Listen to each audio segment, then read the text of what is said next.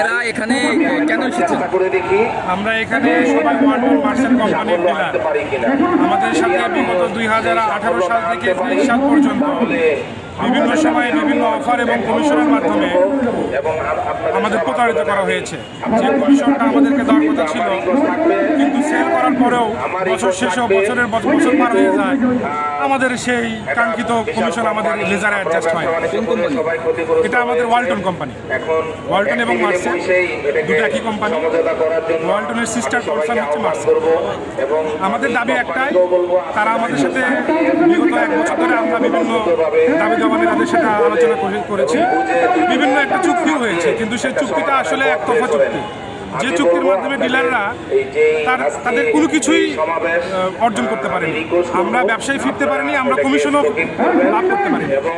সবচেয়ে দুঃখের বিষয়, একটা উৎপাদনশীল কোম্পানি যার নিজস্ব বিপণন প্রতিষ্ঠান আছে, যার নিজস্ব ট্রান্সপোর্ট সিস্টেম আছে, তারাই তাদের পণ্যের দাম বিভিন্ন জায়গায় বিভিন্নভাবে বিক্রি করে। আমরা ডিলার, আমরা যে দামে পণ্য কিনছি, সেখানে আমরা দিন শেষে গিয়ে আমরা লুজার হচ্ছে, কারণ কোম্পানি তার নিজস্ব যে দামটা এক এক জায়গায় এক রকম করতেছে। আমাদের কাছে যে কমিশনটা ধরা হয় সেটা একটা প্রাইস লিস্ট থেকে ধরা হয়, অনলাইনে থেকে আপনি ঢুকে দেখবেন সেখানে একটা এমআরপি, আবার যখন সরাসরি কাস্টমার যখন প্লাজে যায় সেখানে একটা এমআরপি, অর্থাৎ একই পণ্যের একাধিক এমআরপি। এই এমআরপির কারণেই আজকে সারা বাংলাদেশের সমস্ত ডিলাররা ক্ষতিগ্রস্ত। এমনকি আজকে যে ডিলার পণ্য কিনছে সেও কোনো না কোনোভাবে ক্ষতিগ্রস্ত, সে হয়তো জানে না। তাদের পলিসিটাই এরকম, ডিলারদেরকে শোষণ করে তাদের অর্থনৈতিক, তাদের পারিপার্শ্বিক সামাজিক ব্যবস্থা ব্যবহার করে তারা তাদের ব্র্যান্ডিং, তাদের পণ্য প্রচার করতেছে এবং দিন শেষে ডিলাররা করতেছে। আমরা দীর্ঘ 2018 সাল থেকে আমার ব্যবসা, তার আগে থেকে আমি ব্যবসা করছি, কিন্তু সরাসরি কোম্পানির সাথে ছিল না। হ্যাঁ, সরাসরি কোম্পানির সাথে করার পর থেকে বিভিন্ন অফার এবং কমিশনের মাধ্যমে আমরা সারা বাংলাদেশে ক্ষতিগ্রস্ত হয়ে আসছি। কত টাকা ক্ষতিগ্রস্ত? আমি 2,16,00,000 টাকার ক্ষতিগ্রস্ত হয়েছি ব্যক্তিগতভাবে।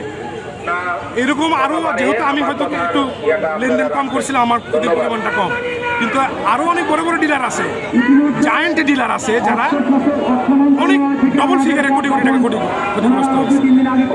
এই ক্ষতিগ্রস্ত টাকা তারা তোলার জন্য আমাদের কাছ থেকে ব্ল্যাঙ্ক চেক নিত, আমাদের নমিনি নিত, আমাদের গ্যারান্টার নিত। একটা ব্যবসা করতে গিয়ে আমার ব্যবসা, আমি টাকা দিচ্ছি, আমি পণ্য নেব, সেখানে তো এত প্রয়োজন নাই।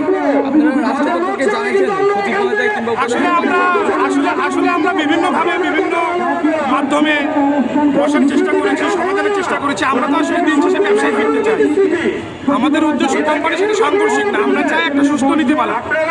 আপনি সারা বাংলাদেশে সোনা কিনবেন, সারা বাংলাদেশে এক রেট, আপনি একটা মোবাইল কিনবেন এক রেট, একটা চাল কিনবেন 1 কেজি এক রেট, কিন্তু এই দুর্ভাগ্যক্রমে আমাদের মানে ওয়ালটন পণ্য সারা বাংলাদেশে বিভিন্ন জায়গায় বিভিন্ন শোরুমে বিভিন্ন রেট।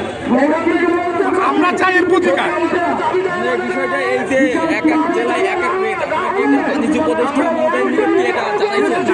আমরা কোম্পানির সাথে পরিচয়, কোম্পানি আমাদেরকে আশ্বস্ত করেছিল, চুক্তির মাধ্যমে আশ্বস্ত করেছিল যে এটা সুরাহা করা হবে, কিন্তু সুরাহা না করে সেটাকে আরো উৎসাহিত দেওয়া হয়েছে। কমিশন বাণিজ্যটাকে আরো উৎসাহিত করা হয়েছে, যাতে আমরা যারা ক্ষতিগ্রস্ত হয়েছি তারা আরো ক্ষতিগ্রস্ত হই। আপনি খোঁজ নিয়ে দেখতে পারবেন যে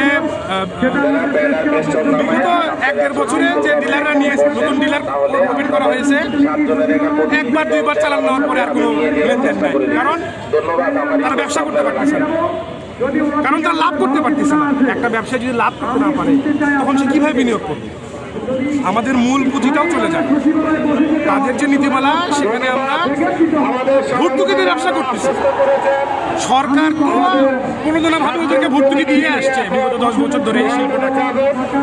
আমরা ব্যক্তিগতভাবে ব্যবসা থেকে ভর্তুকি দিয়ে আসছি তাদের ব্র্যান্ডকে রানিং করার জন্য। আসলে আমরা প্রতিনিয়ত মানে প্রতারণা এবং হয়রানির শিকার হয়েছি।